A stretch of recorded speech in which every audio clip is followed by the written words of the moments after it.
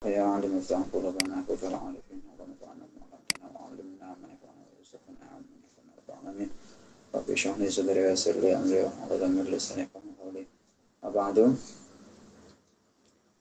Suara saya masuk jelas ya?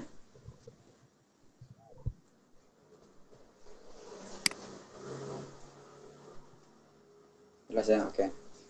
Kita mulai. Bismillahirrahmanirrahim. Teman-teman semuanya, rekan dan mbak-mbak. Alhamdulillah kita pada malam hari ini bersua kembali ya di Majelis Ikhya di adab batin yang ke-10 tentang at-tabarri atau berlepas diri dari kemampuan kesanggupan dirinya. Ini adab batin yang terakhir di Ikhya ini. Jadi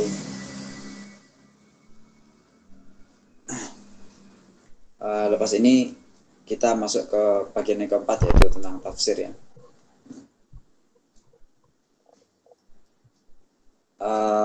Tentu dari yang pertama itu, yang pertama sampai yang ke-9 itu sebuah usaha ya, yang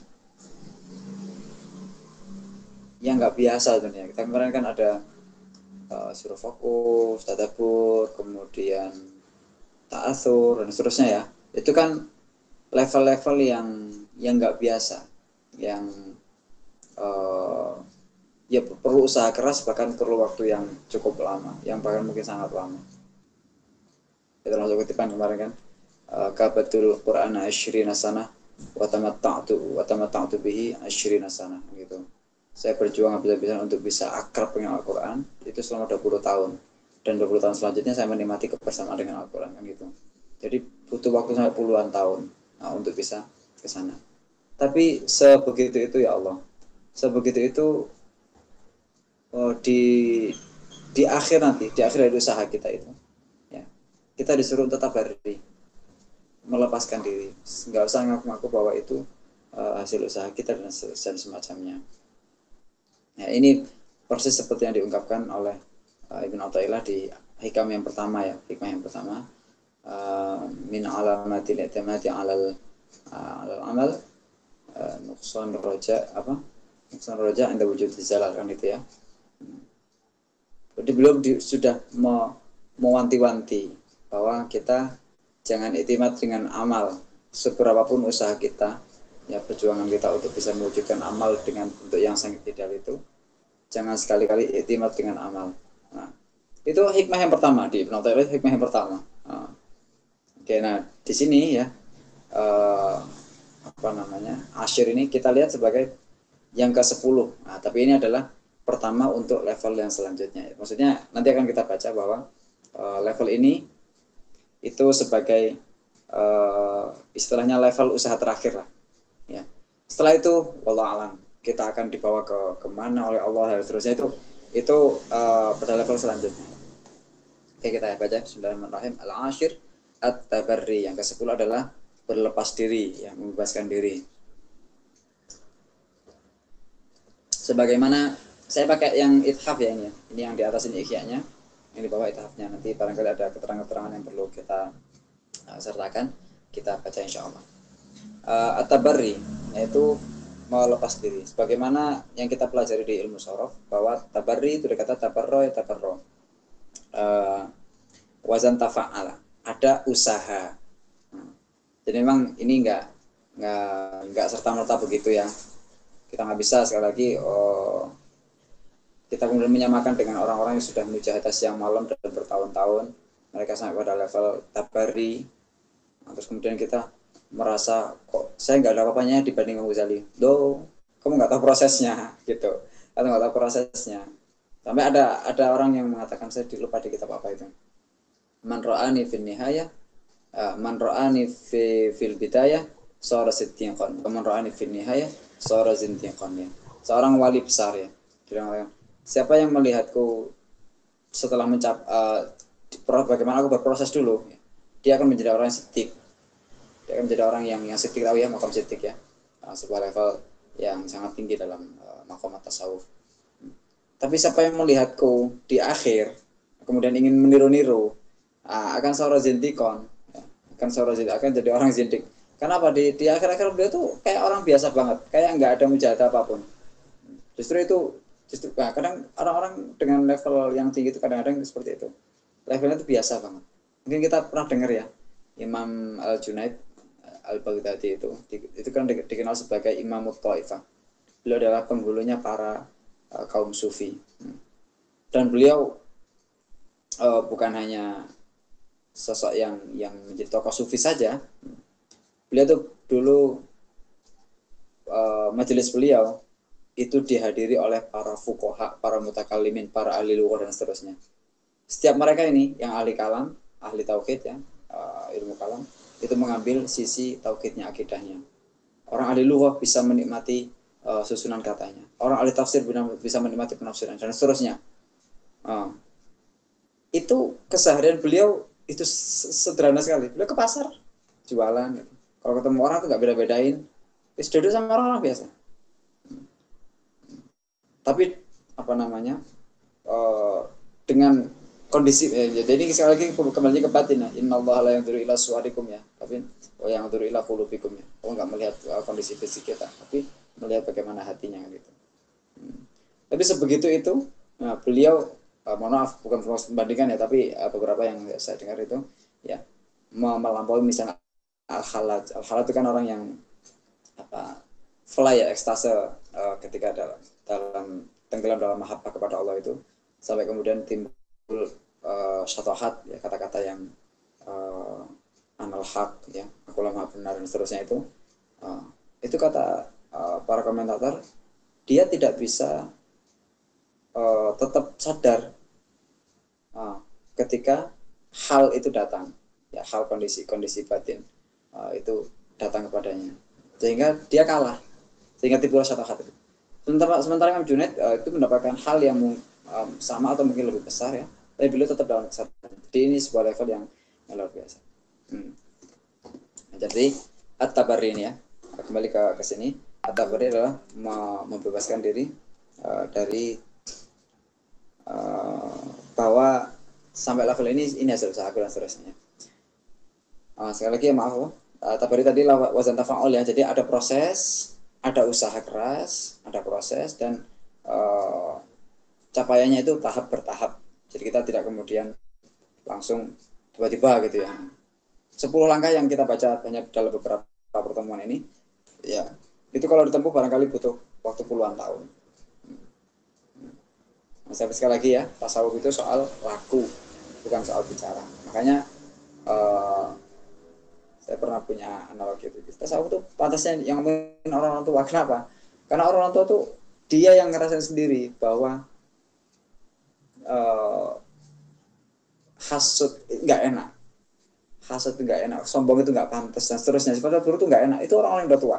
Kalau kita ini masih berlomba-lomba malah. Tapi ya sebegitu kok.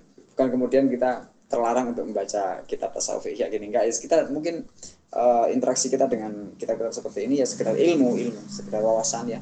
Kita mengerti mengerti gula itu manis. Itu dalam definisi mengandung ini dan seterusnya itu. Tapi bagaimana kita merasakan manisnya gula, kemudian mendapatkan manfaatnya gula, kita harus mengkonsumsinya. Tasawuf juga seperti itu. Ya. Kita dalam hal ini ya, kita yang sama-sama duduk di sini, levelnya masih level-level yang masih bicara teori, tentang definisi, tentang ini langkah-langkah dan seterusnya. Kalau mau benar-benar merasakan ya 10 langkah kemarin, jalankan dengan tekad yang sesungguhnya. Nah, insya Allah nanti di situ nemu hal-hal yang mungkin tidak kita bicarakan, mungkin tidak terbesit dalam pikiran, tapi itu tiba-tiba dirasakan. Itulah limpahan mauhibah dari Allah Subhanahu wa taala. Ya. Oke. Wa ani bihi an yatabarra'a min haulihi wa quwwatihi. Yang saya maksudkan adalah membebaskan dirinya ya, dari daya upaya dan kekuatannya. Katanya kalau haul itu terkait terhindarnya dari keburukan. Kalau quwwah itu terkait bisa melakukan kebaikan. Jadi la haula itu Itu artinya la haula min syarrin gitu ya. Wala quwata illa khair gitu ya. Illa billah gitu. Jadi anita Qur'an min hauli wa quwwati ya. Kalau dia tidak punya daya upaya, tidak punya kekuatan, walil tifati ila nafsihi, dan menoleh kepada dirinya bi ainir ridho, dengan pandangan rela, wa tazkiyah, dan pujian atau mensucikan, silakan boleh.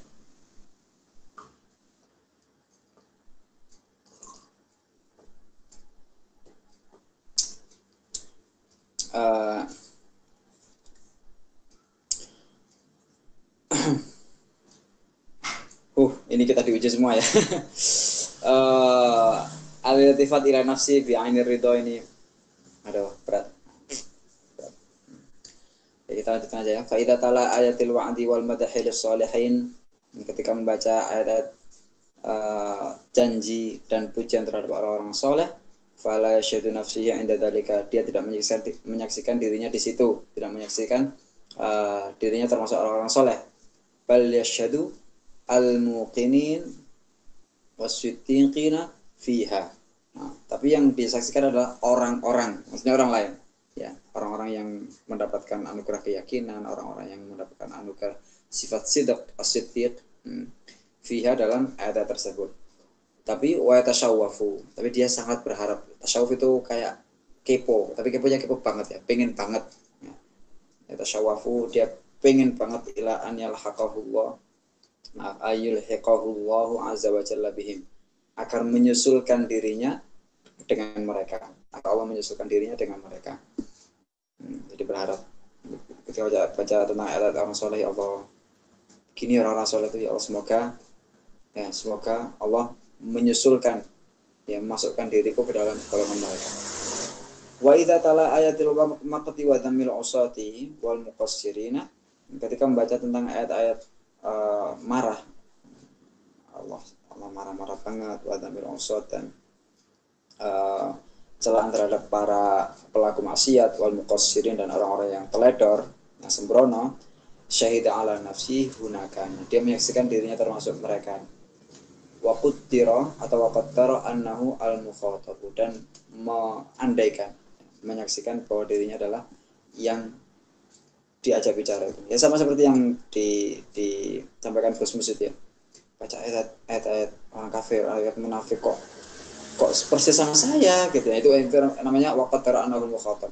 Ketika membaca orang-orang yang buruk itu, dia mentakdirkan, mengandaikan dirinya adalah, bukan mengandaikan sebenarnya, menganggap gitulah, yang menganggap dirinya sebagai audien di situ, khaufan wa isfaqan, karena rasa takut.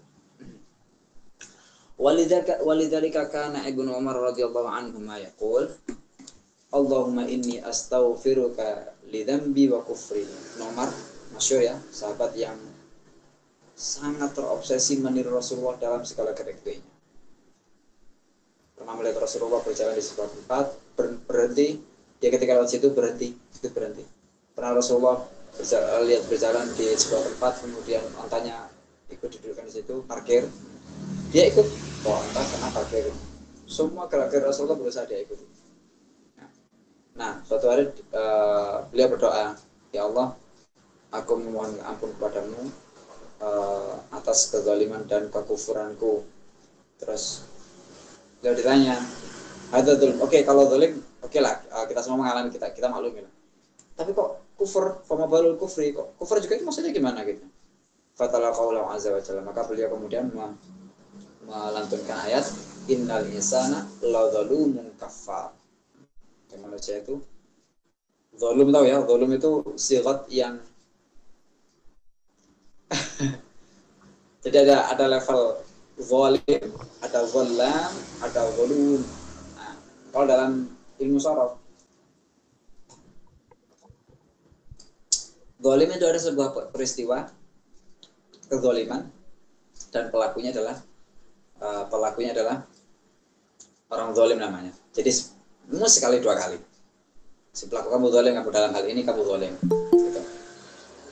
Zalam itu artinya sering melakukan kezaliman. Jadi kalau pakai dzulum, wazan fa'ul, kayak ghafur, nah, itu udah kezaliman itu terinstal dalamnya. Itu sifatnya zalim itu. Kafar sering kali kufur. Ya tadi saya katakan ya, zalam itu sering kali. Nah, kalau kafar itu sering kali kufur. Nah, Allahumma ini astaghfiruka li dzulmi kufri. Karena beliau merasa juga insan kan. Jadi karena Al-Quran mensifati zalim kafar, ya sudah. Gimana lagi ya, ya Allah astagfirullahaladzim. Li dzulmi kufri gitu. Wa qila li Yusuf ibn Asbab, idza qara'tal Qur'an, bimadza tad'un? Ada orang nanya sama Yusuf bin Asbab ini. Kamu kalau udah selesai baca Quran, doa apa? Kenapa dia nanya demikian? Karena doa itu dianjurkan di ketika beramal soleh. Ya, soleh. Makanya selesai sholat itu dianjurkan untuk berdoa. Nah, karena ada harapan lebih untuk dikabulkan. Jadi ada level kemustajaban yang lebih ya ketika melakukan kebaikan. Setelah baca Quran, setelah sedekah. Ini juga mungkin barangkali dalil bagi orang-orang yang kirim doa buat almarhumah ya. Kemudian ada undang gitu ya. Walaupun sebagian memaksakan, saya juga kurang setuju itu. Tapi untungnya tetangga-tangganya bantu ya. Tapi sedekah itu kan kebaikan. Jadi harapannya doa yang dipanjatkan itu bisa makbul dengan didorong sedekah itu, karena ada kebaikan di situ. Nah ini kalau setelah baca Quran kamu doa apa gitu. Terus si Yusuf Asbat ini jawab, "Bimadza dong? Maksudmu doa apa?" Ya Allah, saya itu astagfirullah azza wa jalla min taqsiri sab'ina marrah. Kok doa? Saya itu malah istighfar kok. Ya, dari keteledoran itu sebanyak 70 kali ya.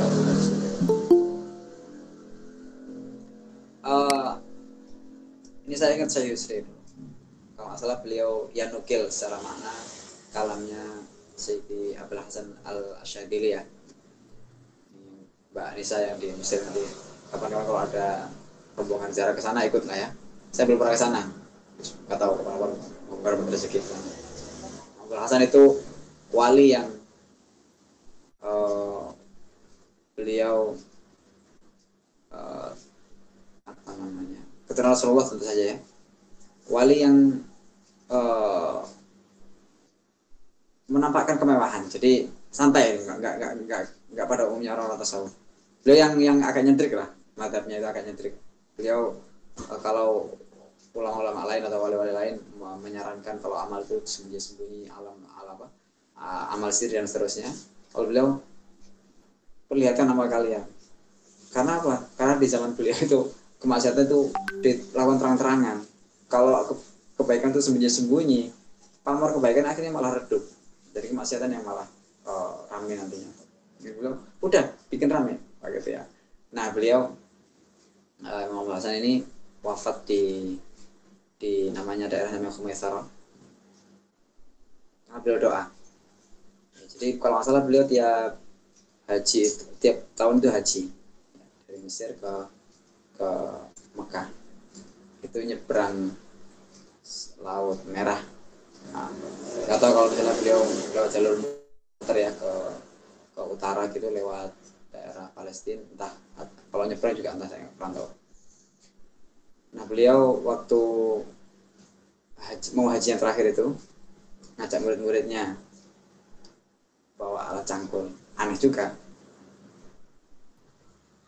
Nah, beliau pernah berdoa, ya Allah tolong matikan saya di bumi yang belum pernah ditempati maksiat di situ, baik dari kalangan manusia atau jin. Jadi fi ardin bik, di bumi yang masih perawan dari maksiat. Nah ketika haji yang ini sampai di daerah itu, di daerah yang beliau sekarang dimakamkan itu, beliau wudu, sholat, mandi bersih, sholat, di sujud yang terakhir beliau wafat. Bahkan murid-muridnya itu juga aneh, berangkat haji kok disuruh bawa alat-alat kalian itu, bawa cangkul, skop gitu. Apa di sana? Nah beliau punya pernyataan yang saya dengar dari saya Yusri itu, kadang apa namanya, kita tuh nggak usah ngarep yang aneh-aneh dalam amal. Maksudnya, oke, Allah memang menjanjikan 27 derajat untuk sholat dan seterusnya. Tapi kita nggak usah mikirin itu. Kita sudah cukup sangat bersyukur, ya, sudah ditakdirkan oleh Allah untuk bisa sholat.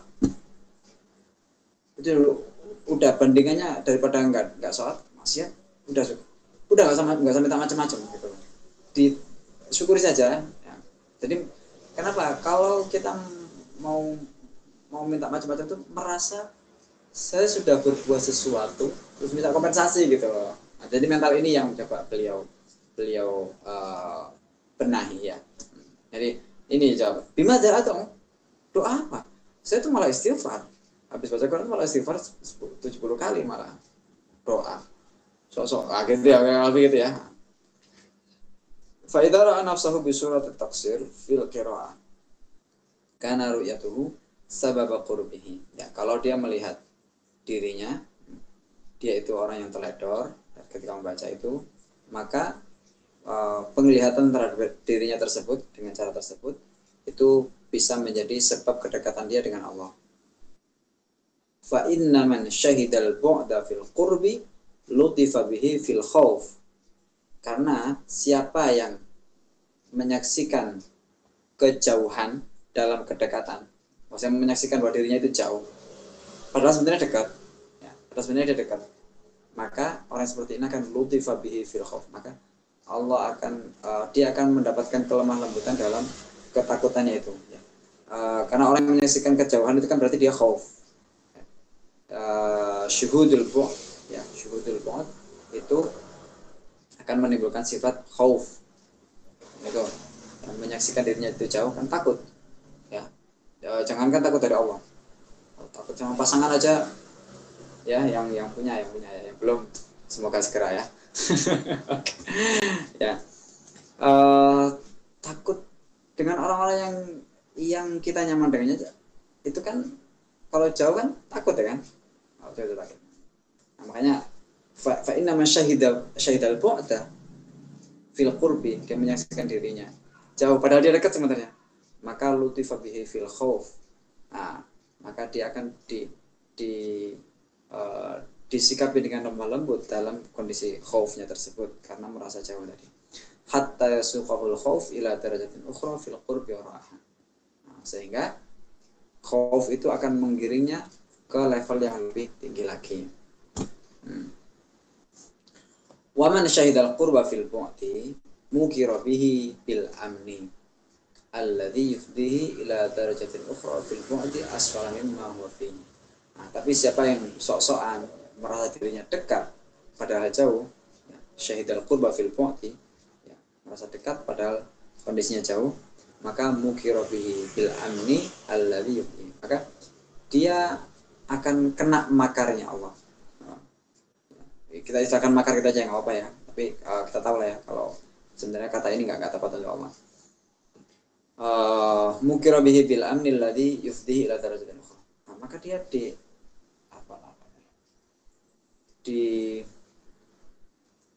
sebentar, apa ya bahasanya, mukira bihi bil amni, maka dia terkena tipu dayanya Allah, ya, sebab merasa aman, nah, yang kemudian itu membawanya kepada level yang lebih rendah lagi, malah lebih jauh lagi gitu.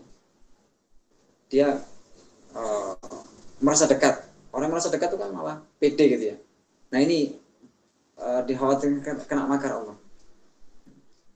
Makanya khauf dan roja, mungkin kita pernah bicara ya, khauf dan roja itu harus seimbang.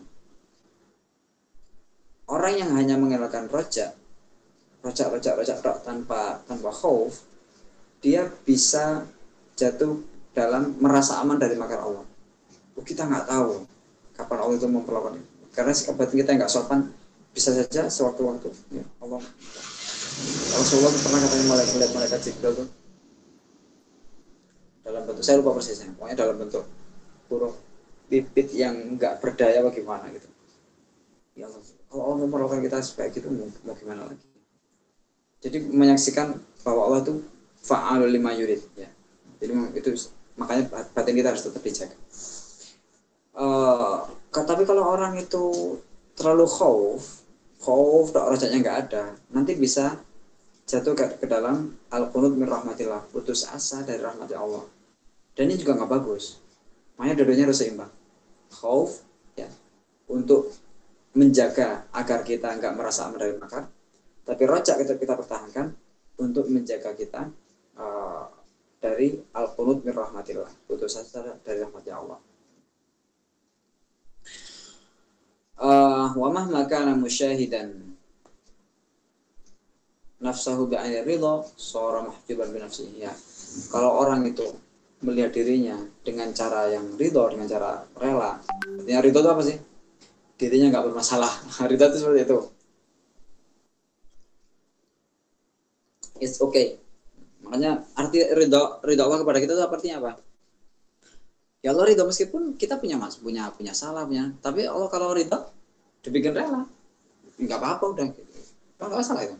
Tapi kalau Allah nggak ridho, masalah sekecil apapun dipermasalahkan, nggak ridho kok. Ridho kan. Nah ketika kita melihat diri kita dengan ridho, artinya apa? Kita mengambil diri kita sempurna, nggak ada masalah, nggak ada problem. Sosok pede, masalah kecil biasa, dan seterusnya ya. Allah maha, dan seterusnya lah pokoknya. Apa namanya, ar-ru'yah ilan nafsi bi'aini ridha, ya. Melihat dirinya dengan cara pandang ridha. Fa idza jawaza, nah ini, fa idza jawaza hatta iltifati ila nafsihi wa lam yushahid illa Allah ta'ala fi qira'atihi kushifa lahu sirrul malakut. Nah, tapi kalau dia bisa melampaui level sekedar melihat dirinya tadi, ya.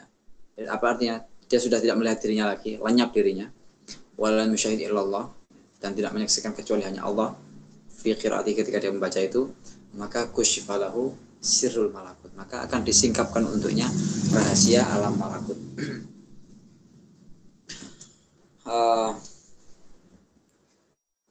Ini memang berat ya. Sebentar, saya tadi di sini nggak ya.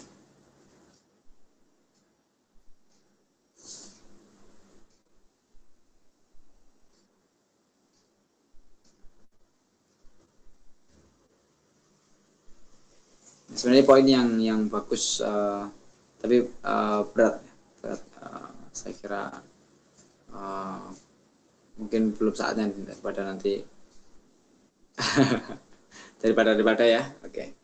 Qala Abu Sulaiman Ad-Darani radhiyallahu anhu, wa'ada Ibnu Thauban, ini contoh orang yang lenyap ya, dari melihat dirinya itu, sudah fana lah. Wa'ada Ibnu Thauban akhan lahu an yuftira indahu fa abta alaihi. Ibnu Thauban itu menjanjikan temannya untuk berbuka di rumahnya temannya itu. Jadi Ibnu Thauban mau buka di rumah temannya, menjanjikan. Fa abta alaihi. Tapi kok nggak datang-datang, hatta tala al-fajru, sampai terbit fajar. Falaqiyahu akhuhu minal ghad. Nah, kemudian besoknya si temannya itu datengin. Faqala lahu wa'atani annaka tuftiru 'indi fa akhlafta. Kamu janji loh mau buka di rumahku, kok kamu ingkar janji gitu kan. Terus Sulaiman At-Tarani menjawab, laula mi'adi ma'ak ma akhbartuka billadzi habasani 'anka. Saya mau cerita ya, tapi seandainya bukan karena soal janji kemarin, saya nggak akan cerita ini gitu. Tapi karena buat alasan gitu ya. Kemarin yes, tolong dimaafkan lah karena kemarin ada uzur. Nah, ini uzurnya. Inni lamma sholaitul atamata qultu. Kemarin saya setelah selesai sholat isya itu, saya angan-angan utiru qablaan haji aka. Saya witir dulu deh sebelum datang ke rumahmu. Li'anni la amanu ma yahdutsu minal mauti. Tapi sekarang saya nggak menjamin, nanti bisa jadi mati di tengah jalan kan. Belum witir, wah subhanallah ya, orang dulu luar biasa ya, angan-angannya witir dulu deh, siapa tahu nanti mati gitu. Jadi ini juga kunci. Saya jadi ingat makalahnya Syekh Ibrahim Ad-Dusuqi ya, bahwa belum melihat katanya kebanyakan ahli neraka itu, ini juga orang Mesir ya, kebanyakan ahli neraka itu orang-orang yang suka menunda-nunda katanya gitu. Aktsarul ahli nar al-musawwifun, orang yang suka menunda-nunda. Kenapa demikian? Karena mental menunda-nunda itu akhirnya dia menunda taubat, menunda. Akhirnya karena mental menunda itu menunda hal-hal yang urgent. Kalau nunda makan, nunda apa lah kita yang barangkali ibadah sholat jam 1 misalnya, atau jam 12 sudah zuhur, saya mau sholat jam 1 deh, nggak apa-apa. Itu oke lah, fardu muasa ya. Tapi kalau itu soal yang urgen, tobat. Kalau mental menunda itu dipupuk terus, akan ada nanti hal-hal yang besar yang harusnya disegerakan itu ditunda juga. Nikah misalnya, oke ya, canda ini. Ya, akhirnya mental menunda itu akhirnya sampai pada apa? Menunda taubat, menunda kebiasaan maksiat, menunda banyak akhirnya nanti hal-hal besar itu akhirnya ditunda-tunda. Nah ini mentalnya orang-orang yang sedikin lah. Utiru qabla an ajiaka li anni la amanu ma yahdutsu minal maut. Jangan-jangan saya nanti mati di tengah jalan sebelum saya witiran itu. Witir dulu deh. Kalau mati kan saya sudah witiran, apa gitu kira lebih ya. Nah, falamma kuntu fit du'a minal witri. Tapi ketika saya dalam doa dalam witir itu, rufi'tu ila raudatil khadra. Saya diangkat ke taman hijau. Fiha anwa'uz zuhri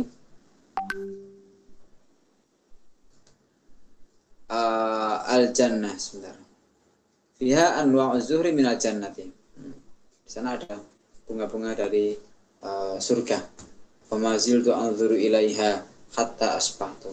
Saya terus menikmati pemandangan itu sampai subuh gitu.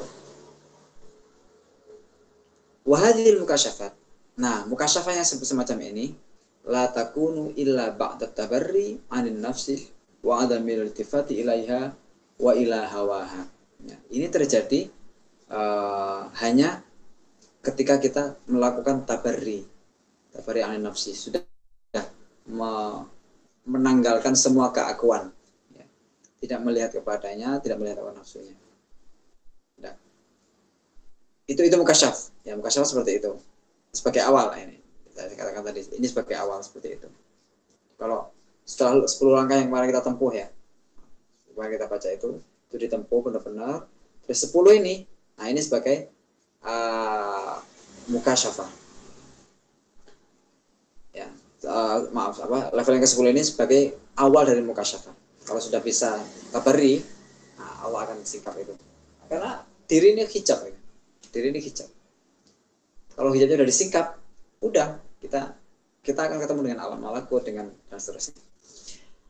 Summa tukhassasu hal mukasyafat. Nah, kemudian setelah mukasyafat yang level pertama tadi, summa tukhassasu hadil mukasyafat bi hasabi ahwalil mukasyif atau mukasyaf. Ya, mukasyaf. Nah, setelah mukasyafat level pertama tadi, mulai mukasyafat itu secara spesifik ya tergantung ya jenisnya ya secara spesifik tergantung ahwalnya mukasyaf, orang yang dibukakan tadi, disingkapkan tadi. Fa haitsu yatlu ayatir raja'i wa yaghlibu ala hali al-istibsyaru. Ya. Ketika dia membaca ayat-ayat raja, ya, kemudian rasa gembira itu dominan pada dirinya, tangkashifulahu suratul jannah fayushahiduha ka'annahu yaraha ayanan. Ya. Maka yang tersingkap adalah gambaran surga. Nah, maka dia menyaksikannya seakan-akan dia melihatnya secara langsung. Ini tadi dialami sama Sulaiman ya, At-Tarani tadi. Rasulullah juga pernah ada riwayat itu. Ketika beliau sholat, tiba-tiba beliau maju, kemudian tangannya kayak memetik sesuatu gitu. Terus gak lama kemudian beliau mundur lagi. Terus sahabat menyaksikan itu, Rasulullah tadi kenapa kok gini-gini? Ya tadi pas lagi sholat, tiba-tiba dibukakan kepadaku surga. Saya mau memetik sesuatu dari surga itu. Gak lama dibukakan neraka, saya mundur. Ya. Itu gimana itu? Nah, sekali lagi hal seperti ini ya kemarin kita sempat singgung ya. Kita nggak bisa cross check. Yang bisa kita cross check adalah bagaimana keseharian orang tersebut. Orangnya kelihatan istiqomah nggak? Jamaahnya gimana? sikapnya dengan tetangga, dengan saudaranya gimana itu, dan ketika berkata-kata dia jujur enggak, itu akan menjadi sekian bukti bahwa apa yang dia saksikan itu halu atau benar-benar mukasyafah gitu ya. Terutama terus kemudian ditimbang dengan ilmu syariat ya, apa yang terjadi pada dirinya itu. Kalau misalnya dulu ada di Jombang dulu saya Abi palsu, dia cerita katanya dia rajin salat malam ya. Wah, ya mungkin dia memang ilmunya masih perlu ditambah, saya nggak tahu persisnya ya. Tapi melihat kasusnya sepertinya kurang ilmu. Dia lagi sholat, kemudian pas sujud kalau salah, terus dengar suara Yasin, Yasin, Yasin, wal Qur'an al-Hakim. Inna kalaminal mursalin. Dia GR. Inna kalaminal mursalin. Sungguhnya engkau termasuk orang-orang yang diutus. Dia GR, akhirnya ngaku gitu. Saya adalah Isa al-Muntazir. Itu gitulah ya. Semacam artinya apa namanya? Bentuk mukasyafah itu juga ada timbangan syariatnya gitu ya. Ternyata itu nggak benar ya, nggak bisa kita terima gitu. Oke. Wa in ghalaba 'alaihi al-khauf, tapi kalau rasa takut itu dominan pada dirinya ya, maka kusyifa bin nar, maka dia akan disingkap dengan neraka. Hatta yara anwa'a adzab, sampai kemudian melihat ragam azab-azabnya. Badzalika ya anna kalam Allah azza wa jalla yashtamilu 'ala as-sahlil latif, karena Al-Qur'an itu ya mengandung kalimat-kalimat yang mudah, yang lembut, maksudnya memang menggembirakan ya. Wasyadidil asuf, dan yang syita itu apa ya, galak, yang keras gitu ya. Kalau bisa boleh mengatakan kejam ya. Al-asuf saya nggak tahu, tapi kurang lebih semakna syadid juga. Wal marjuwi wal makhuf, dan marju itu dari kata roja ya, bisa menimbulkan roja, wal makhuf, dan menimbulkan ketakutan.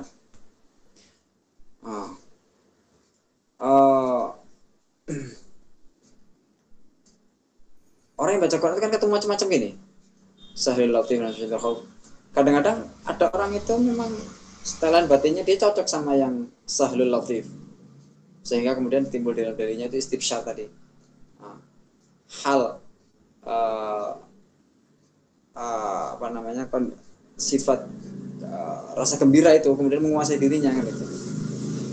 Kadang ada orang-orang yang memang secara mental dia cocoknya sama syadidil asuf tadi, hal yang menakutkan, yang galak itu, ketika ketemu tuh langsung hal itu yang akan dominan pada dirinya. Nah itu yang kemudian dia mukasyafah melihat neraka gitu. Jadi dia sebenarnya dibaca semua, Qurannya diterus semua gitu. Gak dipilih-pilih yang lancar-lancar aja, enggak juga. Diterus semua dari awal sampai akhir gitu ya. Jangan dalam Quran ketemu tentang surga, tentang neraka dan seterusnya. Nah kadang orang-orang yang setelahnya memang ketika baca surga itu lebih cocok gitu, sehingga ini yang kemudian melahirkan hal yang dominan pada dirinya, yaitu bahagia. Ada orang-orang yang kita melihat ini nggak begitu tersentuh, tapi melihat adab dia sangat reaktif ya, sehingga sikap khauf itu kemudian dominan pada dirinya gitu. Kalam Allah itu ya, wadzalika, kalam Allah kan tadi mengandung itu semua ya, wadzalika bihasabi ausofihi, itu sesuai dengan sifat-sifatnya Allah. Idh minha, karena di antara sifat-sifatnya itu ada ar-rahmatu wal lutfu wal intiqam wal batshu ya, ada sifat rahmah, ada sifat lembut, ada al-intiqam, sifat menghukum, wal batsh, dan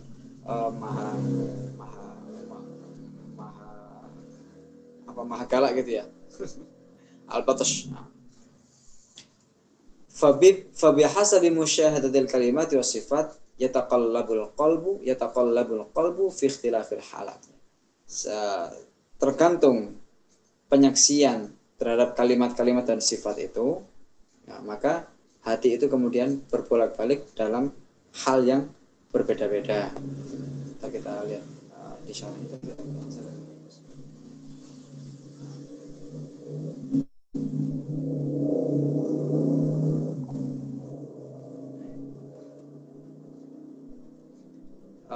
ini ya, wa bi ma'ani kalamihi tu'rafu ma'ani sifati wa af'ali wa ahkamihi wa ma'ani kalamihi min ma'ani awsafi wa akhlaqihi. Nah, ini kuncinya. Jadi kenapa tadi beliau mencantumkan wa dzalika bihasabi awsafihi id minha ar-rahmatu wal lutfu wal intiqamu wal batshu gitu ya. Nah, dan dengan mengetahui makna-makna kalamnya, maka dia mengetahui makna dari sifat-sifatnya, perbuatan dan hukum-hukumnya. Ya. Dan makna kalamnya adalah sebagian dari makna sifat dan akhlaknya Allah. Intinya Al-Quran itu sebagai pintu ya, untuk kita mengenal Allah juga. Termasuk Asmaul Husna ya. Asmaul Husna itu kan istilahnya langsung ya, definitif gitu ya, definitif. Al-Hakam itu apa dan seterusnya ya, itu definitif gitu. Tapi kalau dalam Al-Quran, sifat Allah itu tersebar dari awal sampai akhir sebenarnya. Cuman dalam bentuk janji ancaman, dalam bentuk kisah, dalam bentuk seterusnya ya. Nah, itu kita bisa menyaksikan sifat-sifat Allah melalui kalamnya itu.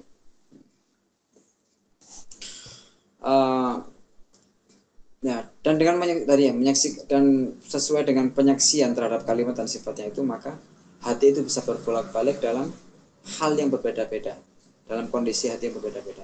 Wa bihasabi kulli halatin minha yasta'iddu lil mukasyafah bi amrin yunasibu tilkal halati wa yuqaribuha. Dan sesuai dengan setiap hal tersebut, tadi ikhtilafil halat ya. Bihasabi kulli halatin minha, yani min tilkal halat yasta'iddu lil mukasyafah. Maka dia mempersiapkan dirinya untuk menerima mukasyafah, menerima penyingkapan. Jadi menyaksikan kalimat-kalimat Allah yang ada sahlul latif, ada syadid dan asuf, ada macam-macam tadi ya. Itu hati akan berbolak-balik kepada hal yang berbeda-beda. Nah, setiap hal itu akan mempersiapkan dirinya untuk mukasyafah. Nah, mukasyafahnya dengan sesuatu yang biamrin yang sesuai dengan tilkal halah, sesuai dengan hal tersebut yang menguasai hatinya tersebut, wa yuqaribu dan mendekatinya. Idh yastahilu ay yakuna halul mustami'i wahidan wal masmu'u mukhtalifan. Ya, gak mungkin dong seorang pendengar, dalam hal ini pembaca ya, itu kondisinya satu, sementara didengarkan itu beda-beda. Kan mesti beda-beda. Kalau kita baca novel, saya sendiri baca novel kayak gitu. Dulu masih ingat baca novel apa dulu. Karena di situ tokohnya itu sedang dikecewakan. Saya seharian kayak ikut dikecewakan. Kan kayak gitu. Tapi kalau misalnya novelnya itu orang yang berjuang teman, kita akan ke bawah itu. Akan ke bawah, pengen semangat, pengen ini gitu. Jadi di Al-Quran ada itu semua. Ada hal yang menyedihkan, ada hal-hal yang membahagiakan. Masa terus kita rojak terus kan ya enggak, maksudnya itu ya. Jadi si pendengar atau dalam hal ini qari itu mendengarkan hal yang berbeda-beda, terus hal yang satu kan nggak mungkin gitu. Itfihi kalamu radin wa kalamu ghadban.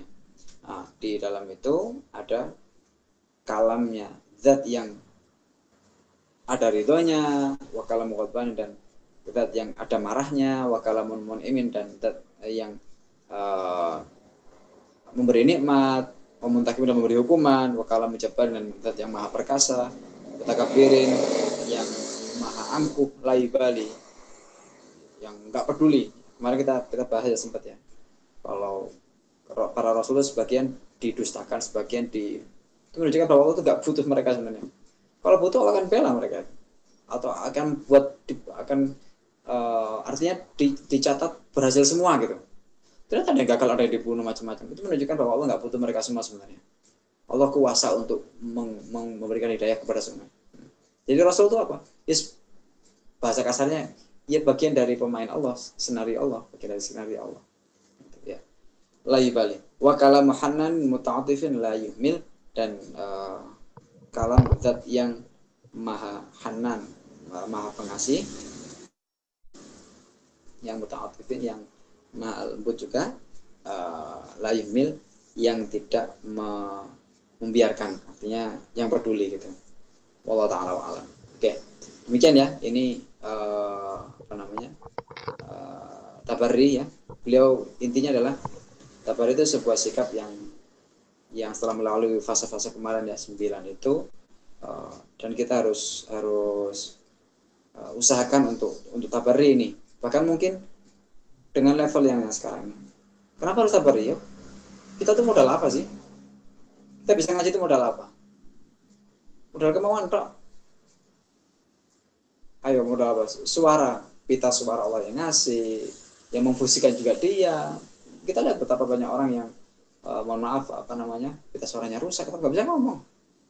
Jadi kita bisa ngomong itu ya karena Allah. Kemudian ada katakanlah udara yang membuat pita suara ini bergetar untuk melahirkan suara.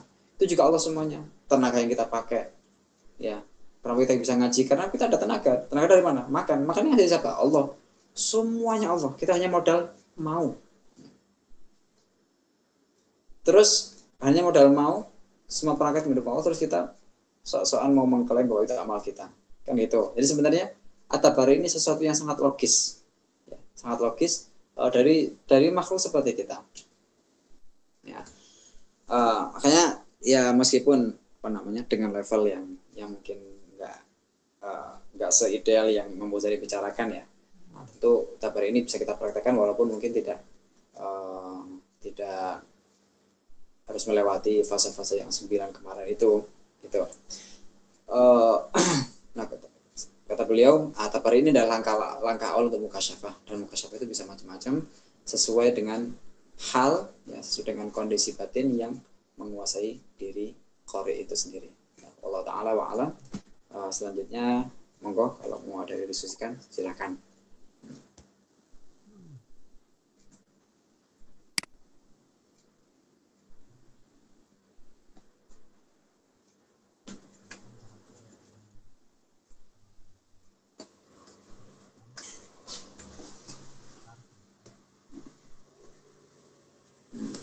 Suaranya pelan. Oke. Monggo.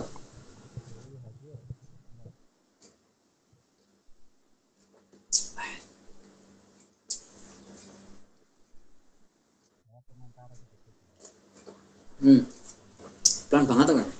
Apa headsetku yang nggak beres?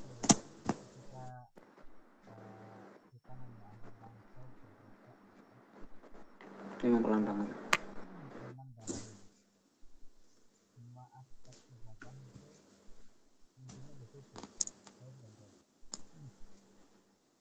Tapi sementara ini ketika kita amati para wali-wali itu lebih banyak melalui jalur tauhid dan jalurnya tauhid itu sama kata baru Hmm. yang sama.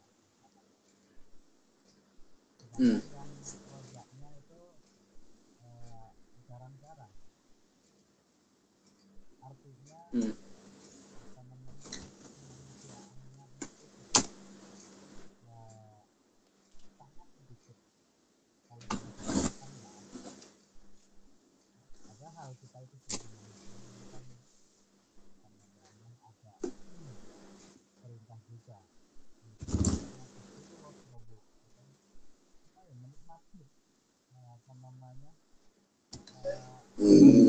sholat awal waktu itu juga apa namanya itu berangkatnya dari khauf gitu, takut seperti tadi itu takutnya kalau ini apa namanya mati duluan atau gimana, makanya bersegera untuk melaksanakan ibadah.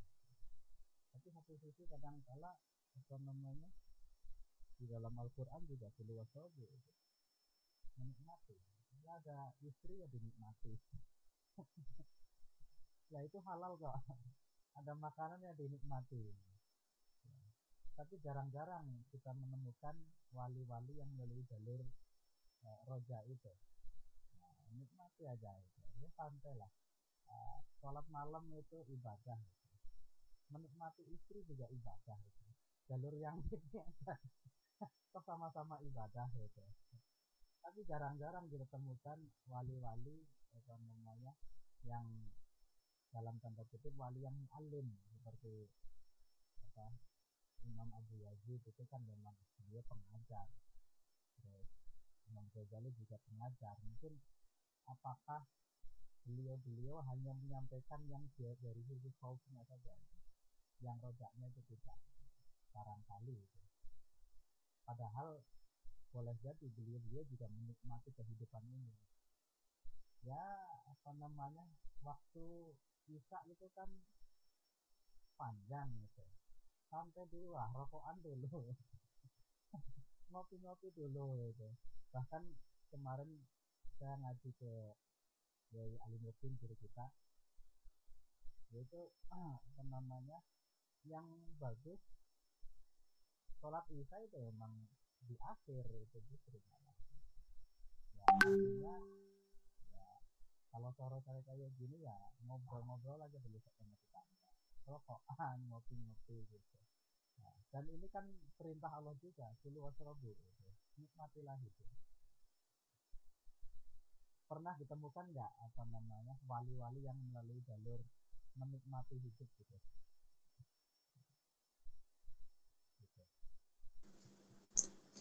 Yang saya dengar sih Imam Abdul Hasan Asy'adzili itu.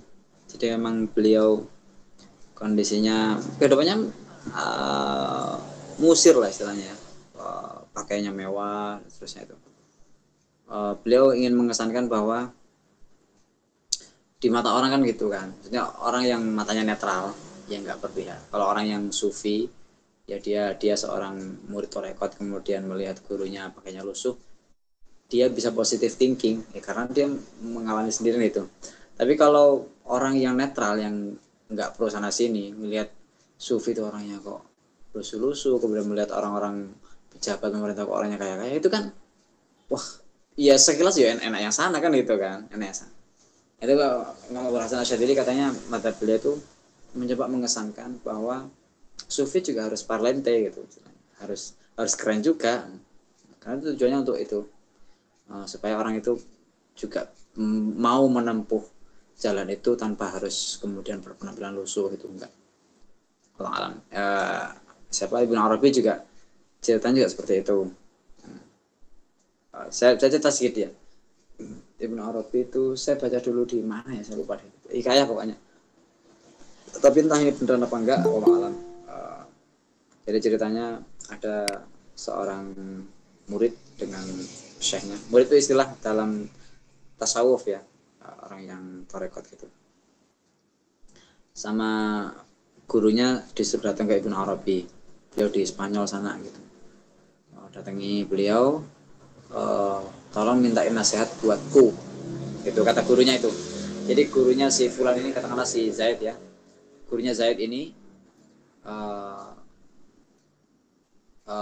katakanlah Amr gitu ya.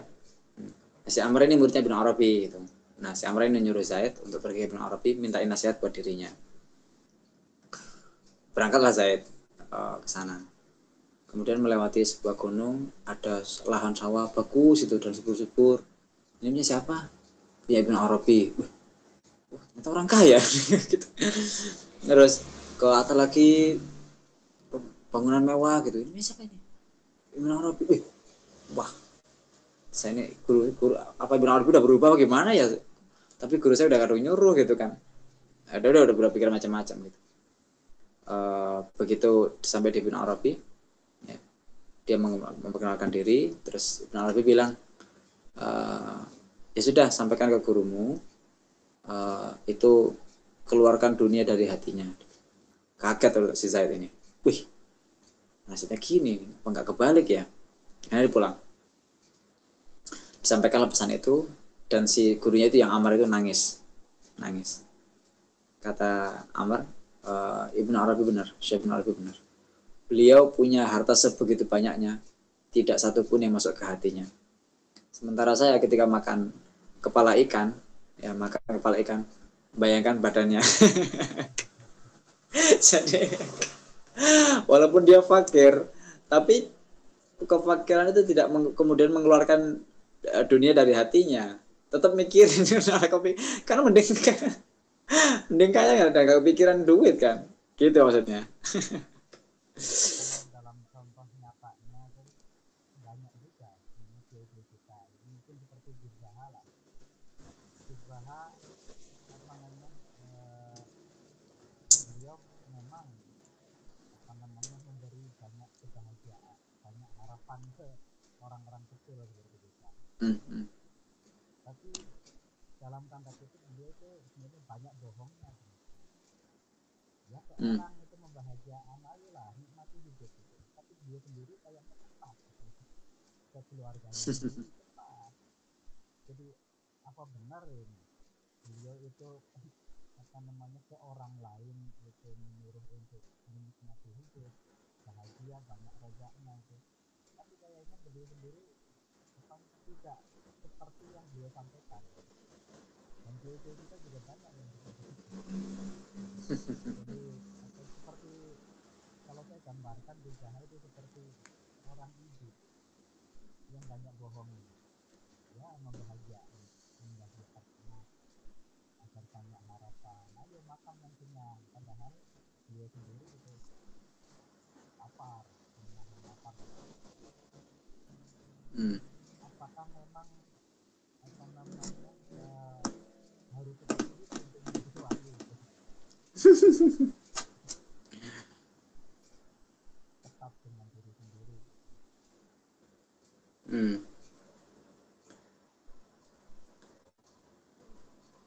Moga-moga yang lain, moga. Silakan Kang Hirzu.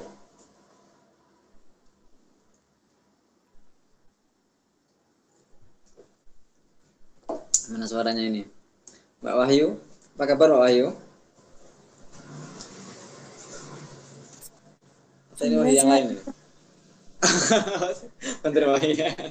Ada ratrinya, jangan ini nggak ada ratrinya, kirain Wahyu yang lain. Tapi saya pernah dapat cerita dari guru saya, muridnya Gus Umar. Allah alam ini dari kitab apa atau dari mana, itu mungkin dari murid-murid. Ada cerita di Yaman, jadi ceritanya itu ada seorang wali, badannya besar, istrinya 4. Nah, itu ini kayaknya jalur roja ini. Jadi apa namanya istri yang keempat itu masih jadi perawan itu. Yang istri keempat ini mau jadi istrinya karena penasaran. Ini terkenal wali, penasaran amalnya apa sih. Begitu jadi istrinya, dia makan-makan dari sore sampai subuh nggak sholat malam. Terus siangnya juga tiduran terus gitu, karena badannya berat. Cuman ada keanehan gitu. Setiap sepertiga malam terakhir itu kayak orang lindur itu, apa namanya, tidur telentang sendirian, yang diucapkan cuma ana, ya ana aku yang itu. Artinya sepertiga malam terakhir Allah kan menurunkan rahmatnya. Aku siap menerima rahmatmu ya Allah. Ngelindur lagi. Itu jadi wali. Iya. Jadi boleh jadi memang ya harus seperti itu.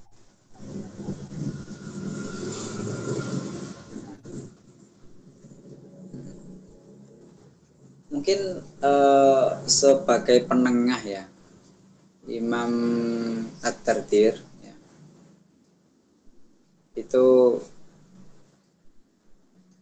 di Kharidah penataman tauhid beliau di akhir itu kan diselipkan masalah tasawuf ya. Wa ghallibil khaufa 'ala raja'i wasir li maulaka bila tanai, kalau salah gitu bentuknya ya. Jadi memang dominankan sifat khauf atas raja, kata beliau gitu. Ini untuk dalam kehidupan supaya apa, kita tetap beradab dan seterusnya. Tapi di syarahnya beliau mengatakan ketika menjelang meninggal itu rojaknya dikuatkan. Nah, saya nggak tahu gimana caranya ya, tapi ya semoga kita dapat caranya. Ketika menjelang meninggal, itu kuatkan rojaknya. Supaya apa? Karena itu akan menentukan bagaimana Allah akan menyambut kita. Maksudnya apa? Kalau Allah di benak kita itu zat yang galak, maha serem gitu ya, itu ya Allah akan anak indatoni abdi kan, anak indatoni abdi bi kan gitu. Ya. Allah akan menemui hambanya itu bagaimana sangkaan dia ketika dia mau ketemu Allah. Dia Allah akan tampil dengan kegagahannya, dengan galaknya gitu ya, istilahnya gitu ya. Itu bahasa kita tentu saja. Nah, makanya beliau mengatakan kalau mau mati itu rojaknya yang dikuatkan. Kalau itu Maha Rahim, Rahman, dan seterusnya. Supaya apa? Supaya pertemuan dengan Allah nanti Allah sesuai dengan sikap dzan kita dengan terhadap dirinya gitu. Jadi tapi selama hidup ya kalau masih muda-muda gini ya, itu khaufnya. Karena khawatirnya kalau rojaknya itu dikuatkan nanti takutnya kebablasan. Kebablasan akhirnya malah ya namanya kebablasan masih muda-muda apalagi ya, malah kesana-sana nanti yang gitu. Itu khaufnya untuk ngeremnya, istilahnya remnya. Tapi nanti ketika udah mau meninggal, udah mendekati umur tua gitu ya, itu rojaknya dikuatkan supaya itu tadi pertemuan dengan Allah itu sesuai dengan sangkaan kita terhadapnya ketika mau ketemu gitu. Itu barangkali menengahi ya kalau apa namanya antara khauf dan roja itu. Memang ketika masa hidup memang mayoritas ulama memang itu khauf yang didominankan dan jarang sekali yang roja itu.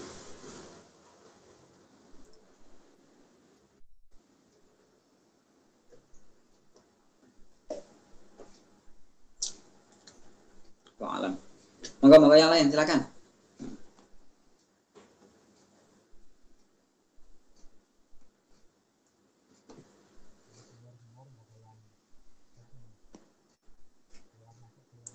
Iya kan? Agak putus-putus. Yang generasi tua ini muda semua ini. Yang tua cuma kita kan? Kok kita, saya lu aja kali. Iya. Alhamdulillah, aktivis yang harusnya. Tidaknya Habib sejak kemarin sejak Idul Fitri kemarin agak kurang fit memang ya. Tapi belakangan sudah salat jamaah tak pakai kursi, kemana-mana sekarang pakai kursi roda. Kemarin itu saya dipanggil sama satu bapak ke dalam gitu ngobrol-ngobrol. Jadi kita kan bawaannya karena beliau uzur seperti itu, kita nggak pingin membebani beliau dengan pikiran macam-macam ya. Ternyata beliau pikirannya lain malah. Ini sudah nggak pakai apa gimana ini, akhirnya kita datang ke sana. Ternyata beliau masya Allah masih ide-ide itu masih. Saya tuh kaget ya. Dibalik seuzur ini, seharusnya beliau udah istilahnya rehat itu ya. Tapi justru ide-ide itu yang membuat beliau dalam tanda kutip tetap bertahan, tetap sehat, tetap seger itu. Namanya waktu menyampaikan ide dan kaget ya. Kalau beliau masih memikirkan hal yang seperti ini yang kita mungkin nggak pikir ya. Maksudnya kita kan kalau yang muda-muda itu kan mikir yang ada dan fokus untuk memperbaiki, yang kurang kan fokusnya di situ ya. Kalau beliau itu malah lompat gitu. Kalau program ini gimana? Program ini? Wih, kaget ya. Dia semua doanya lah, doanya. Ada orang yang ketika berpikir malah sehat, ketika bekerja malah sehat.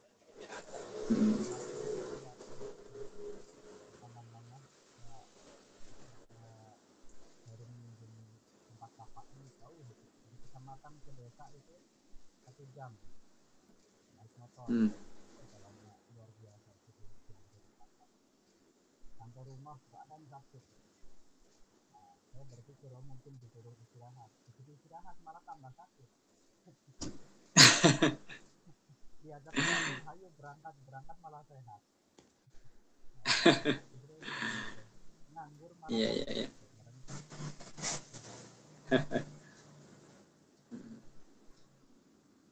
Ya, semua doanya lah. Semoga beliau uh, selalu bisa aktif ya nemenin kita semua diberikan kesehatan, keberkahan.